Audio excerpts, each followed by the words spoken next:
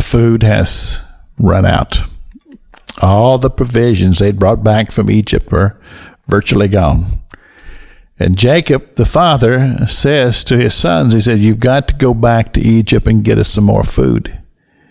And they say to Jacob, they said, the man very clearly said, unless you bring your brother with you, don't come back here. Now keep in mind that during all this time, Simeon is in a prison back in Egypt. So finally, Judah steps up, and he says to his father, he says, here are my two sons.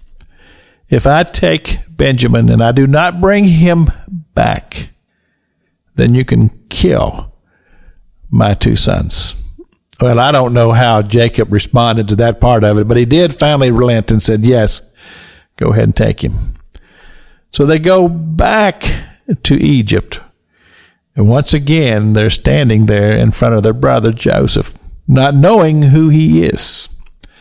But when Joseph looks out over those men, and then he lays his eyes on his little brother, what he wanted to do was just to run right out there and grab his little brother and just hold him and just kiss his forehead and just not ever let him go. He was so moved. He was so stirred by seeing his little brother. Well, what happened was that he turned away and he wept. And he did it in such a way that not even the household servants or those who were there even knew what was going on. And then he said, I want you to come to my house. So he takes them to his house, and he sets them at the table, all in order according to their ages. Well, that was a remarkable thing, and I don't know whether the brothers ever even thought that there's some reason why this man knows our ages, but somehow or another he does. And then Joseph had a plan.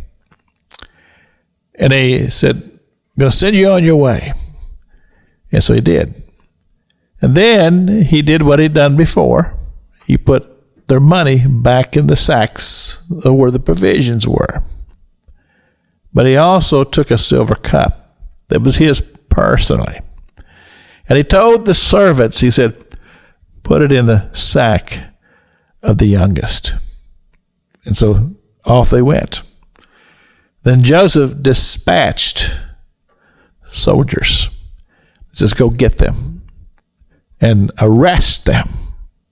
And whoever it is that has my cup, then he will be brought back and he will be forever my servant.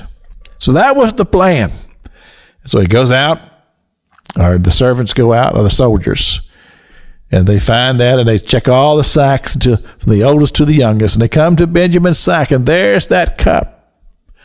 And so they arrest him and said, you're going to go back, and you're going to be held in prison, and you're going to be a servant to the governor forever. Well, these men, they just couldn't handle this. And there's just no way they were going to go back and tell their father that they'd lost another brother. That just wasn't going to happen. And so as a result, they go back themselves to Joseph's house. This is Pastor Jack King with the gospel on the radio broadcast.